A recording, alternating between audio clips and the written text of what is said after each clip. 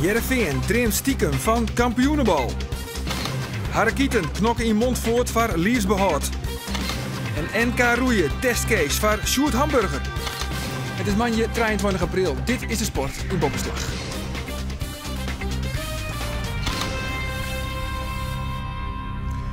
Goejoen. In het komende jaloeren omtinken voor de wichtigste Friese sport van het oude weekend. Zo wien we bij het absolute degradatieduel tussen Montfoort en Harkemasse Boys. We wien op de Bosbaan in Amsterdam bij het NK roeien, mooi Sjoerd Hamburger van Orbekeep. En we gingen mooi met de voetballers van Kolm. Want bij Weenst op Huddegriep ben zij kampioen in de derde klasse. En vanzelfs ook nog het laatste nijs oer us hinder Dirk Buitenzorg. Dat al razen, nou is het betellen voetbal. Want Sportclub Heerenveen is nog altijd in de race voor Europees voetbal. En heel stiekem dreamen ze op het VN nog van dat tweede plak. En dus een plak in de voorronde van de Champions League. Maar Heerenveen is wat dat onbelangrijk wel een beetje achterop rekken. Want de ploeg van trainer Ron Jans verleert snuwen. 2 dure punten, toch een League speeltje in Vitesse. Maar optimistisch zat ze binnen. Champions League voetbal jet nog altijd de mogelijkheden. Likas in 2000 doet Heerenveen meid wel mocht on het kampioenenbal. Het is zomaar 2000 als Heerenveen na een zenuwslopende 1-1 in Den Bosch 2 wedstrijden vooruit wis is van het tweede plak achter PSV en dus de Champions League. Een geweldige prestatie en voor de meesten een hoogtepunt in haar carrière. Dit was sowieso een hoogtepunt. Net specifiek voor mij, maar voor de hele club natuurlijk. Eigenlijk heeft de club 1 hoofdprijs gewonnen, maar goed, dat was natuurlijk uiteindelijk ook wel een prijs. De Champions League was natuurlijk uniek voor Heerenveen. Maar Jeffrey Talan zei het. En hij zei, ja, we schrijven geschiedenis, zei hij een seizoen daarna. Ik denk, ja, ik was wel iemand van het moment. Ik leefde wel in het moment. Maar ja, nu hebben we het erover. En het is inderdaad 12 jaar geleden. En het is ook niet weer gebeurd. Dus ja, dat maakt het wel uniek. Ja, dat feest erna, kun je daar nog wat van herinneren?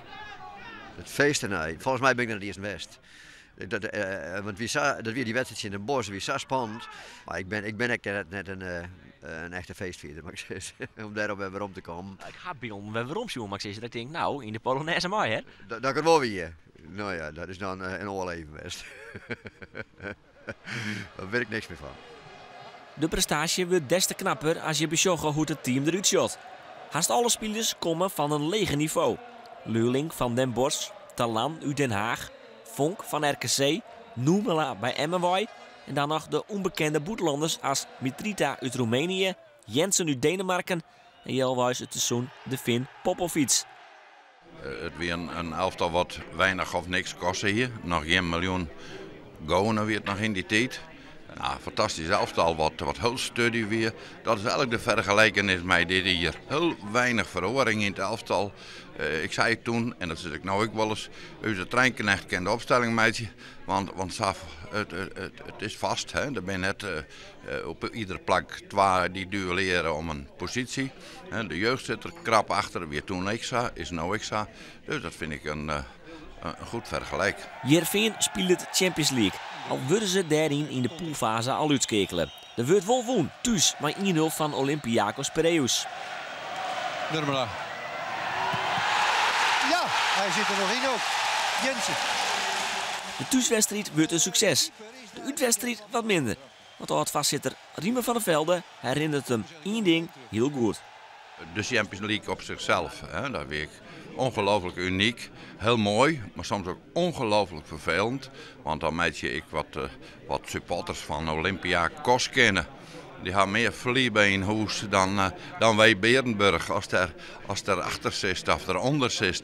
Dat is echt een paraplu meenemen. Beestachtig. Wat ben mij die Grieken nou vallen toen? Ja, dat gebeurde ik. Het is nog 4 vod. Hyundai naar het leaguespeeltje Vitesse.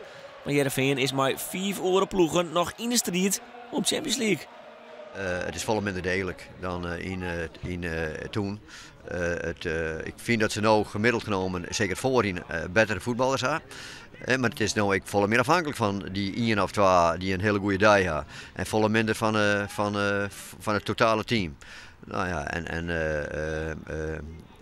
dus ik denk dat dat het hele grote verschil is. Ik hoop, op een Jeld zetten, maar dan denk ik net dat we de eerste kandidaat zijn om tweede te winnen. Maar we gaan kans en dat mag voor geen. Het zal wel wat wezen. Ja, we hebben een feestje. Hoe groot acht je die kans eigenlijk? Ja, dat is gewoon 50. Hoeveel ploegen heb je het nog? 5? 20%, alsjeblieft.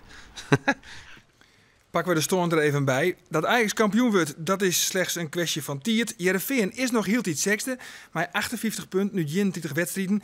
En dat blak budget onder eind van dit seizoen nog wel play-off wedstrijden. Sneu speelt Heerenveen de uitwedstrijd in Almelo, tegen de nummer 10 en dat is Heracles Almelo. Maar nog 3 wedstrijden te gaan, wordt het dus nog een hele tour voor Heerenveen om dat tweede plak te hellen. Maar überhaupt, voor het hellen van Europees voetbal is Heerenveen afhankelijk van oren ploegen. Al had trainer Ron Jans er nog alle vertrouwen in. Nou, ik hoorde net dat Bas daarbij voor de televisie heeft gezegd van ja, nou is het over. Nou, ik weet niet of hij dat zo heeft gezegd. Maar het is nog niet over. We zijn wel dit weekend afhankelijk van anderen. Maar volgende week moeten we uit naar Heracles om mee te doen. Die wedstrijd moet je gewoon winnen. En dan krijg je 2 directe concurrenten. Dus wij zijn nog niet uitgeschakeld. Maar dit zijn wel 2 verliespunten. Dat sta je nog voor en dan geven we het aan het einde gewoon weg. Al moet ik zeggen dat we de tweede helft eigenlijk al slecht speelden. Wij zijn nog ergens voor aan het spelen, dus ja, dan moet je vandaag eigenlijk meer brengen om een wedstrijd te winnen. Ja, Vitesse is natuurlijk niet een slechte ploeg, maar ja, ik had er wel meer van gehoopt. Was het down in de kleedkamer? Ja, heel erg down, ja.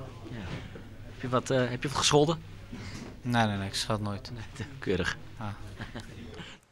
Nu treedt je legen naar de Jupiler League. Cambuur verleer Arune Vreed vrij kansleers van MVV. Het wie mat, het wie tam, het wie net goed genoeg wat Cambuur Vreed in Maastricht liet. Het is de thuisploeg die de grote kansen weer te creëren. Maar Prins Rijkommar hier op de peel.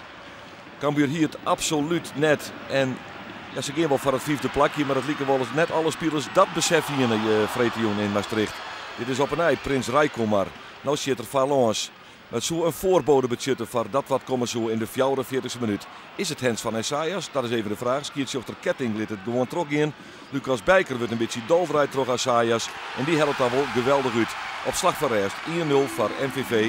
Voor Sluim terug op de tussenstand. En het schot is prachtig van Esaias. In de tweede helft kan Cambuur het net omboegen. Het bloedt net goed en hier is het Caricciolo. Invaller in de tweede helft, zet voor, Smeets komt voor, maar Dijkstra. En daar is de 2-0 een feit. En dan weet Cambuur dat er in Maastricht neer te hedden is. En dat Boppe dat het 5e plakje in de competitie verspielen is. Maastricht viert feest en Ljouwt baalt. Als je van tevoren heen komt tot de 5e plek en als je wint en je pakt 3 punten hier, dan kan je volgende week thuis tegen Telstar het afmaken. En dan verlies je zelf en Den Bosch en Willem II winnen geloof ik allebei. Dus ja, dan moet je volgende week eigenlijk een beetje hopen op een wonder. In de strijdje in degradatie stiet er Arone Sneun een wichtige wedstrijd op het programma in de topklasse. Harkemasse Boys nam het op in de uitwedstrijd tegen Montfort. Die ploeg zit 1 plak leger als de Boys. Winst is noodzakelijk voor de Harkieten om zich te houden om net streekjocht te degraderen. Voor Montfort een cruciaal duel, want bij verlies is de ploeg uit Montfort dus degraderen. Het is Harkemasse Boys wat de eerste kans krijgt. Want het is in de 7e minuut Oebeleskokker die een voorzet voorbereidt. En dan komt er gevaar van eigen speler die hem haast in een goal ticket. Andy van der Vliet krijgt oer de goal. Maar in de 24e minuut de vrije trap van Roel van der Meulen. En die vindt daar de holle van Marcel Pannenkoek. Hoewel beide ploegen nog kansen krijgen, blijkt het de winnende treffer te wijzen. Harkemasse Boys doch nog mee en Montfort leidt eruit. Het is dit wie een wedstrijd, dat is hier de jongens van de week ik zo, het is alles of niks. Als juist maar het publiek, of het publiek wie toen wij het veld opkwamen, wie al hier van Harkemasse Boys en nou wij er ook in ik en dan ja, die meesten die doen dit hier voor en dan wie het net best en wie misschien net topklasse waren, maar de pakt wel 3 punten en dat gevoel hoe heerst en ook eerst op naar HFC. Maar nog 2 wedstrijden te gaan is Spakenburg de grootste koprenner in de topklasse. 1 punt voor op de nummer 2 Rijnsburgse Boys. De onderste trijenploegen degraderen streekjocht. Plak 12 is veilig. Harkemasse Boys zit op dit stuit 13e en dat betekent promotie-degradatieduels. Kolm Koesneun, de eerste kampioen worden van het district Noord. In de tweede klasse hebben de Kolmers 10 punten vastsprong op de nummer 2 C-Robben en maar nog 4 duels te gaan. Bij winst thuis Tjen Hurgeriep is de titel binnen. Bij puntverlies van C-Robben trouwens ook. Wij zeggen of het feest in Kolm losbarsten koer. Alles in Kolm is klaar voor het feest. Een geweldig seizoen kan in eigen huis bekroond worden met de titel. Voor Ronnie Pander extra bijzonder. Want de oudspeler van Heerenveen, Veendam en Harkema de Pijn maken dit seizoen zijn debuut als trainer. We draaien heel mooi hier. En het mooie van deze groep is dat ze zijn van tevoren dat ze kampioen willen worden. Dus nou ja, dan mag ik gewoon wat voorwaarden voldaan. Dus hard werken en net zeuren. En nou ja, dat hou ik gewoon met z'n handen. De hele club had het prachtig oppakt. En dat het resulteert in een mogelijk kampioenschap Joert. Ja, dat is alleen maar heel mooi. Ook voor Kolm is het speciaal, want kampioen, dat worden ze net vaak. Nee, de laatste keer wie in 1998, dus 14 jaar lang. Dus wat dat betreft wordt het wat hier dat we wel eens een keer kampioen worden. En ik denk dat de hele club er klaar voor is, de hele vereniging is er klaar voor. Zelfs het hele dorp is er klaar voor om eindelijk weer het kampioenschap te vieren. Keeper Dirk Wiersema is 38 en wil 2 keer ophouden. Hij hoopt het zijn sportieve cirkel nou rond te meiden. Ja, jaren gevoetbald. Een paar jaar geleden ben ik opgehouden. Dus ik heb 3 jaar niks gedaan en aan het begin van het seizoen hebben ze me teruggevraagd. Ja, zou het vandaag lukken en anders misschien de volgende week, dan zou de cirkel rond zijn. En dan moet je op het hoogtepunt stoppen. De clubtopscorer is Joop Pijnakker, maar hij heeft 32 goals. Maar hij rent er al wat op pad bij. Bigeloof. Nou, mijn linker is laatst kapot gegaan. En mijn rechter, ja, daar scoor ik gewoon makkelijk mee en dan houdt hij hem vast. Net zeuren, bal niet best binnen, organisatie weer del zetten. En dan zeuren we en dan gaan we plezier naar de wedstrijd. Ik ging er vanuit dat we naar de wedstrijd een hele plezier gaan. Oké? Ja. Nou, kom on jongens. Kom jongens.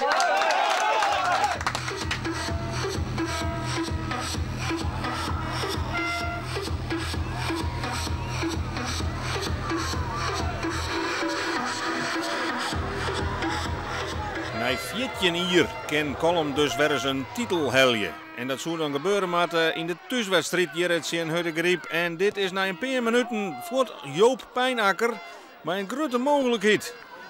Ja, die hier direct lieke goed wel in kent. Maar gelukkig zijn er meer mensen op schot. Want het is Marinus Hoekstra die het Kolm op 1-0 zet. Waar hebben de bloemen? De bloemen zijn nog bij de bloemist. Dus we hopen dat ze hier een uur of jouwer binnen en we gaan ervan uit dat we ze Joert nog goed handen hier kennen. Maar Hudegriep is nog in de strijd om een periodetitel en wil vanzelfs net samenbelies aan. Het wordt 1-1 toch Rick de Groot. En dan is het toch weer een beetje stiller in het Kolmerkamp. Maar er komen meer mogelijkheden. Een enorme kans van Marinus Hoekstra, maar die kopt Njonken. Dus is het 1-1 bij het skoft. Je houdt het wel spannend zijn, hè? Ja, het zou wel spannend. Ik heb beide kanten nog wat op. Maar de tweede helft komen we goed uit de kleedkamer.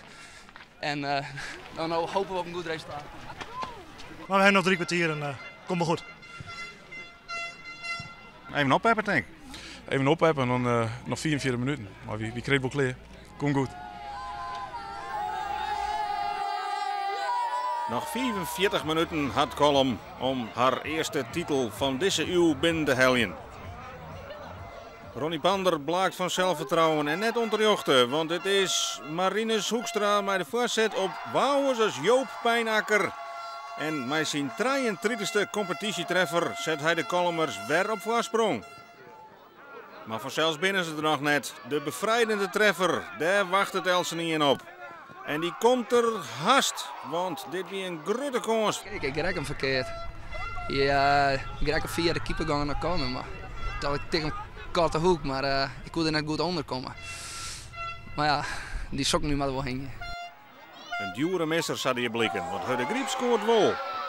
Leo Spindelaar scoort 2-2 na een flaterke van Dirk Wiersema. Het wordt dus 2 gelijk en omdat concurrent C-Robben Wol wint, maar het kampioenschap van Kolm op zijn meest nog een week uitgesteld worden. Dan maken we er 3-1. Ik denk dat dat gebeurd is. Ja, die maken we niet. En ja, ze schieten van afstand. Ik krijg de bal hier onder controle. Ik was met hem kwijt. En hij was net iets eerder dan mij. Ja, dat is even balen. Maar ja, dat volgende week maar. Wie mag het over de week een goed meisje? Want anders is het helemaal een sneuwebak van onze supporters en vrijwilligers. Natuurlijk is de teleurstelling nou onder de jongens, onder de meesten die hier een fantastische happening van meisje. Alleen nog, het gaat dus net meer ontkomen. Ik denk om Joert Sjogge hoe de kop met voorstien om kampioen te worden. Ja, daar zit ik net een tel in dat of we dat naar wij houden. Dus dan doen we het na je week. Maar goed, Hudde dat is ook een geoliede machine. Maar nog 3 wedstrijden te gaan. Je het kolom 8 punten voor op de nummer 2 Zeerobben. 2 punten hebben ze nou nog nodig voor de titel. En sneun, dan speelt het kolom op een nij thuis. Dan tjen de nummer 3 Anjem. Ga ik nog een paar berichten, want de waterpolo molen van SGHA van het Jereveen is nu een promoveren naar de landelijke eerste klasse. SGHA woont van ENC uit Arnhem en daardoor in de ploeg die het op het derde plak zit promotie net meer ontgaan. Het is de eerste keer in de historie dat een Fries molingsteam uitkomt op het hoogste niveau van Nederland. En turnster Celine van Genner van Turnskwalle Jereveen had krekt als Jeffrey Wammes en Peer Wiekelien een proces in het turnboen woen. Van Genner vindt dat het boen te betierd west had maar het onwiezen van Wyoming Marcela voor de Olympische Spelen. De jochter had haar nou gelijk joen. Het boen mij nou pas een turnster onwiezen nooit de Vrootbeker in Gent en dat is begin juni. Voor roeier Sjoerd Hamburger van Orbekeep komen de Olympische Spelen hield hij dichterbij. Sneun wie hij mij de Holland 8 op het Nederlands kampioenschap op de bosbaan in Amsterdam. Hamburger beschouwde dat NK als een laatste training voordat het echte grutte werk losbarst. Het NK stelde net al te volle voor van de Holland 8 met Stjurman. Ze winnen Jennis deelnemer en wist van het kampioenschap. En dus moest het zien worden als een training die past in het schema op wij naar de Vrootbeker over 14 dagen in Belgrado. En vanzelfs de Spelen in Londen. Het is het begin van het seizoen, dus veel ploegen zitten nog in kleine nummers. En dan loop je het risico dat er weinig tegenstand is. En de mensen die zouden kunnen roeien, ja, die hebben kans dat ze liever iets anders starten als je tegen de Holland 8 moet roeien. Omdat de kans dat je wint wel klein is. Dus dat is het risico. Maar het is een testwedstrijd, dus dat geeft niks. Voor een dikke 90 dagen beginnen de Spelen. En er is een lang traject online ontargering. Nou, dat is een enorm proces. Ik bedoel, je voorbereiding is niet een dag of het is niet 1 boot. Daar zijn we jaren mee bezig. Dus wat heb je tot nu toe gedaan? We hebben heel veel kilometers gemaakt, heel veel krachttraining gedaan. Dat is een eindeloze lijst. We komen nu alleen langzaam op het punt dat je meer racewedstrijden gaat varen. Omdat het 2 kilometer seizoen, zoals het heet, nu echt is begonnen. Over 2 weken hebben we de eerste wereldbeker in Belgrado. En daar is voor ons de eerste echt grote test. Dus ja, wat heb je als voorbereiding tot nu toe gedaan? Veel. Dan is aan de wereldbeker. Heb je maar enig idee wat je hem leest in het veld? Nee. Kijk, je doet heel veel dingen, je doet testjes en we zijn sterk. Tijden die we klokken lijken snel, maar watertemperatuur maakt enorm veel verschil. Dus we gaan het zien. Wij denken dat we hard gaan, dat gevoel hebben we ook echt en dat is echt wel een goede indicatie. Maar ja, of de Duitsers nog harder gaan of de Engelsen nog harder gaan, dat moet blijken. Daarvoor is de eerste wereldbeker. Voor een leek lijkt het dat 8 man in een boot roeien met een stuurman. Maar er komt meer bij Sjen. Zij is de volgwaarder in de boot van groot belang. Degene die op slag zit, waar wij allemaal naartoe kijken, die voor de stuurman zit, die bepaalt het ritme. Wij doen allemaal wat hij doet. Dat is gewoon hoe het is opgebouwd. Dus daar moet iemand zitten die een heel vast ritme heeft, die altijd hetzelfde doet, waarvan we allemaal weten wat hij gaat doen. En in het middenschip, daar zitten de grootste krachtpatsers en de sterkste jongens. En op boeg zitten de jongens die ook vrij handig zijn, vrij makkelijk kunnen aanpassen om het geheel bij elkaar te houden. Dat is simpel gezegd de opstelling. Moet je als achterroeiers vrienden wezen of is dat net nodig om een team te vormen? Daar hoef je geen vrienden voor te zijn, nee, dat is helemaal niet. Maar dat is deze ploeg, kan iedereen ontzettend goed met elkaar opschieten. Alleen als het op roeien aankomt, dan heeft iedereen een mening. En als je ergens in gelooft, dan moet je daar ook voor staan. Maar ja, dat gaat met respect, maar ook meedogenloos. Dus dat zijn harde discussies. Maar dat is juist heel leuk. Zolang dat met respect en op de inhoud gaat, is dat natuurlijk prima.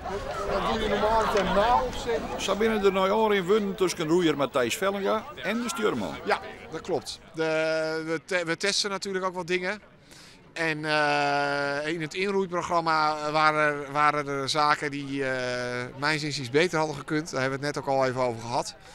En dat pakken we de volgende keer iets anders aan. Het heeft geen zin om het voor je te houden. Als roeier voel je gewoon meer dan de stuurman en ook dan de coach. En zodoende moet je soms wel gewoon je feedback geven en dat moet gewoon duidelijk zijn. Dat is ook wel een teken van een team die de potentie heeft om een topprestatie te leveren. Het is een team wat heel strak staat. Dus iedereen heeft er een idee over en iedereen heeft een mening. En iedereen is gedreven en dat levert veel interessante discussies op. Maar dat houdt het ook scherp. Ik bedoel, daardoor traint iedereen extra hard en worden er op details gelet. Dus dat is alleen maar goed. Voor Sjoerd Hamburger worden het de tweede Olympische Spelen. En alleen daar is van nou af zijn blik op rechten. Ja, dat is het. Nou ja, daar zijn we de hele tijd mee bezig. Maar ik bedoel, alleen maar focussen op de Spelen. Je moet gewoon iedere dag het maximale eruit halen. Dus we focussen nu op de Wereldbeker. En daarna gaan we doorwerken naar de volgende Wereldbeker. En dan door naar de Spelen. Sneu wie de medaille op Varhandel binnen. Van Londen zal het grif een dregenverhaal worden. Er wie een heuse primeur voor Dirk Buitenzorg deze week. Want het grootste talent van de Omroep Friesland sportredactie mocht voor het eerst de drafbaan op. En dat is wichtig om alvast een beetje te winnen en te proeven aan het plak dat hij oer pak een beet 4 maand furoren maatje mat. Sjoukje, dit is een speciale dag, Joet. Ja, we gaan voor het eerst naar de koersbaan, naar de wedstrijdbaan. Dus als het Joet misgaat, dan kunnen we er eigenlijk wel een streek erin zetten. Nee, met Dirk Buitenzorg. Nee, dan met we mooi weer en hoe mooi en die daar Dan keep hem voor weinig. Dan keep het dus hij hem voor weinig. Nou, zet hem maar in op het trailer. Kom maar jongen. 1, 2. Zo. Nou, zus. Hij won net.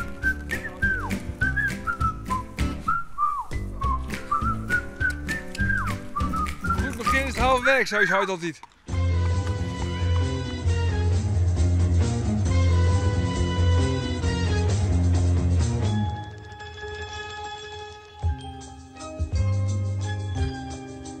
Wes hoe Dirk eventueel zenuwachtig van worden dat hij op de baan komt? Nou, er zijn alle keer reclame worden in alle keer verschillende kleuren. Oei, dat is wel vrij angstig. Ja, ja, dat is een heel groot finishboard.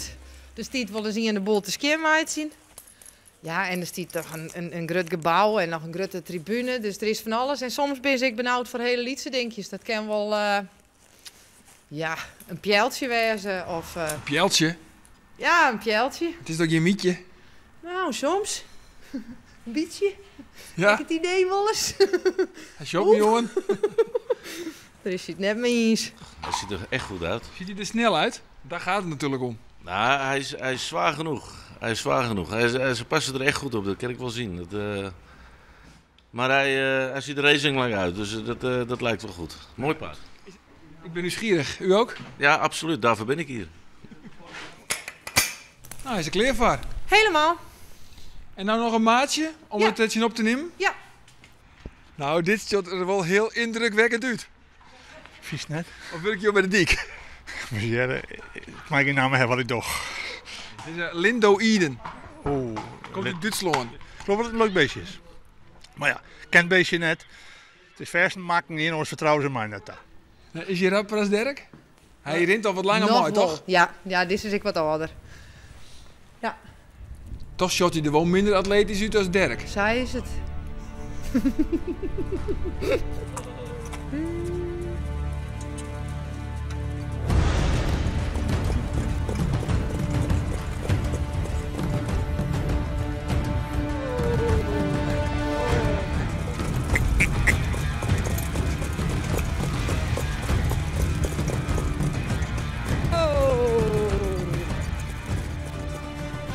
Ik ga samen nog een keer rond.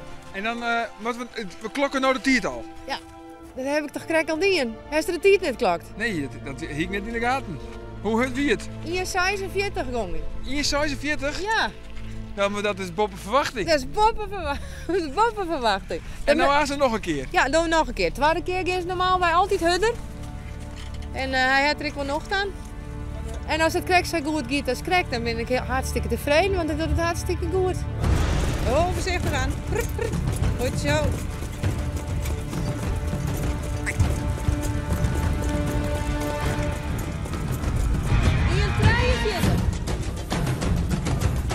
Dat is weer 3 seconden rapper. Weer 3 seconden. Zullen we dan een paar keer doen? Dan is ja, ze samen aan 29. Nee, maar ja, is dit nou echt boppenverwachting? Is dit uniek? Nou, uniek is het net, maar hij doet het wel hartstikke best. Voor de eerste keer, nou dat hebben we zoals mij maken, hè? Ja? Zo vaak van die dingen, de eerste keer uitbreken, op een kletter. Nee, fantastisch, dat jou niks. Maar ja, dit belooft wat. Alsjeblieft, beloftevol. Denk je echt dat Dirk ooit koersen winnen kan? Ja, met zekerheid. Ja. Maar zeker niet kun je nou stellen, Dirk pakt een keer een koers. Absoluut, ja. Ik ben ervan overtuigd dat het paard best een goede toekomst heeft. Maar dat is grut nice. Ik bedoel, Dirk Buitenzorg pakt sowieso een koers.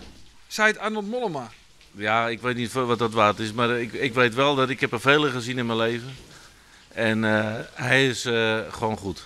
Voor zijn leeftijd doet hij het erg goed. En dat is hoopvol. Ons via de sport op deze manje. Nou toonsje, dan ben wij er uiteraard weer. Dan bij het Bopperslagcafé. En dan zit de handicaptensport centraal. Waar weet ons dan hoe dan ook nog een hele gezellige jongedag.